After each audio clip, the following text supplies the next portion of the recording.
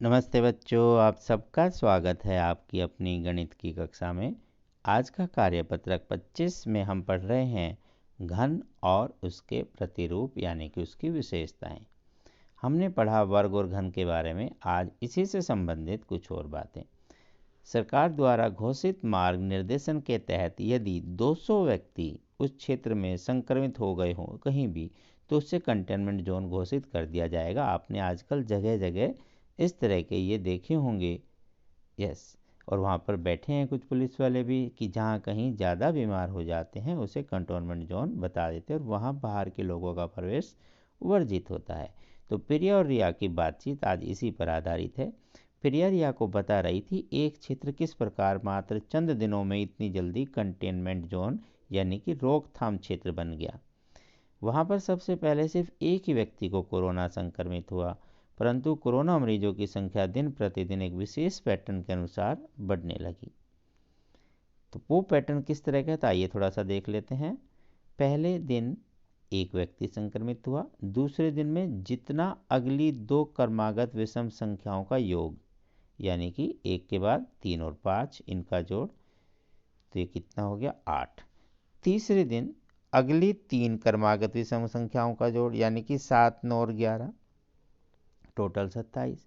उससे अगले दिन फिर अगली 4 संख्याएं, फिर अगली 5 संख्याएं, फिर अगली 6।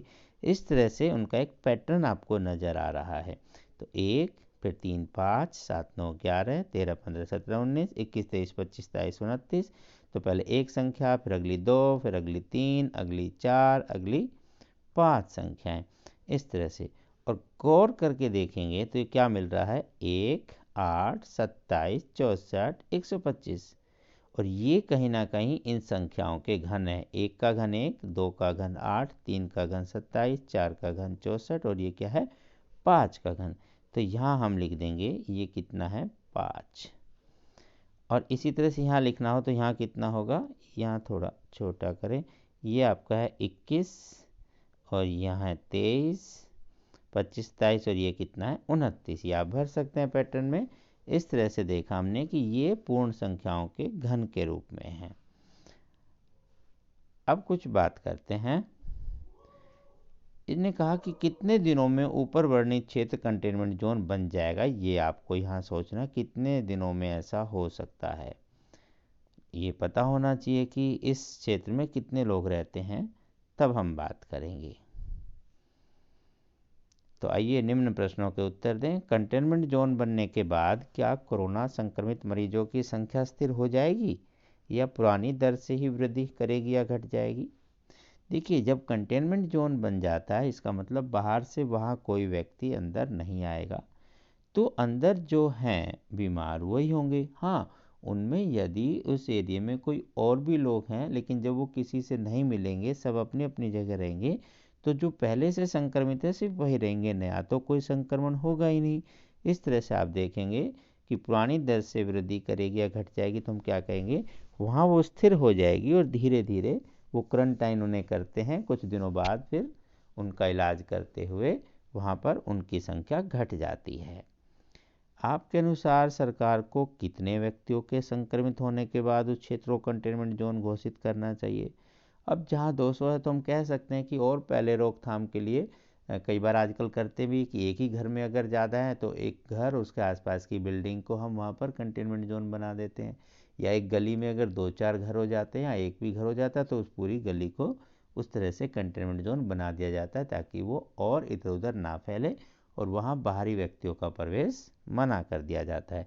तो इस 50 लोग भी हो सकते हैं, 100 लोगों पर भी किया जा सकता है। ऐसे आप अपनी कुछ भी राय दे सकते हैं, आपको अपने हिसाब से बताना है। यदि ऊपर वर्णित क्षेत्र में रहने वाले कुल लोगों की संख्या 3025 है तो कितने दिनों बाद पूरा क्षेत्र कोरोना संक्रमित हो जाएगा। ये हम अगले पेज पर अभी टोटल करके देखते हैं। एक बार अगला और पढ़ लेते हैं। क्या उपरोक्त पैटर्न से ही कोरोना संक्रमित मरीजों की संख्या बढ़ती है या और भी पैटर्न हो सकता है। नहीं, ऐसा तो कोई फिक्स नहीं है। ये तो एक बताया है, उन्होंने देखा कि ऐसे पैटर्न से हो रहा है। वो तो अलग भी हो सकती है। आपने देखा किसी शहर में तो बहुत ज़्यादा तेज़ी से बढ़े केस और किसी में थोड़ा सा रोकथाम हो गई तो कम बढ़े। तो ये कोई विशेष पैटर्न ऐसा नहीं है, वो किसी भी पैटर्न से हो सकता है। बस यही बातें आपको अपनी समझ से बताना था, इसमें और ऐसा कुछ भी नकल करके लिखने का नहीं है। हाँ, हम पढ़ते हैं इस सवाल को कि 3025 कब हो जाएंगे। तो जैसे कि हमने देखा, पहले दिन 1 का क्यूब हुआ यानी कि 1, दूसरे दिन फिर 2 का क्यूब हुआ यानी कि 8, तीसरे दिन 27, 4 का क्यूब 64, पाँचवें दिन 125। इस तरह से हमने देखा। तो कुल मिला के कितने, थोड़ा सा अंदाज़ा लगाएं, 100, लगभग 25, ये 200, ये 200 से ऊपर है, 250 के या 225 के आसपास नंबर। हमें 3025 तक जाना, तो थोड़ा और आगे तक चलते हैं। 6 का क्यूब 216, 7 का 343। अंदाजे से जोड़ते चले कि 3000 के आसपास कब है, तो 300, 2 500, 600, लगभग अभी 700 800 ही हुए हैं। और आगे चलें, 8 का क्यूब 512, अभी 700 800 थे, 500 ये अब भी लगभग 1000 के आसपास हुए, 1200 हुए, रफली ऐसे ऐड कर रहे हैं। 9 का क्यूब 729, अब भी 7 5 12 3 15 2 17 1 18, लगभग ये 1900 या 2000 के आसपास होंगे। अब ध्यान से देखें तो 10 का क्यूब 1000, अब सीधा 1000 हो गए हैं 10वें दिन। अगर ऐसे ही गति से चलते रहे तो पहले दिन 1, दूसरे दिन 8, फिर 27, और ऐसे करते करते घन बनाते बनाते 10 का घन 1000। अब इन सबको यदि हम जोड़कर देखते हैं तो ये आ जाता 3025, एग्जैक्ट फिगर आ जाती है। इसका मतलब कुल तो इतना ही हुआ ना कि 10वें दिन, अकेले 10वें दिन में 1000 है वहाँ पर संक्रमण, तो टोटल तो कितना हो जाएगा इन सब का जोड़, यानी कि 10 दिनों में ही 3025 लोग संक्रमित हो जाएंगे अगर इसी पैटर्न से चलते रहे तो 10 दिनों के बाद यह पूरा एरिया ही संक्रमित हो जाएगा। तो ये छोटी छोटी बातें ध्यान रखें। इसलिए आपने देखा कितनी तेज़ी से कई बार फैलती है बीमारी, तो अपना ध्यान रखें, मास्क का प्रयोग करें, साबुन से हाथ धोते रहें, और भीड़ भाड़ इलाकों में जाने से बचें। मजबूरी में कहीं जाते भी हैं तो एक दूरी बनाकर ही बात करें। फिर मिलते हैं अगली क्लास में, तब तक पढ़ते रहें, आगे बढ़ते रहें।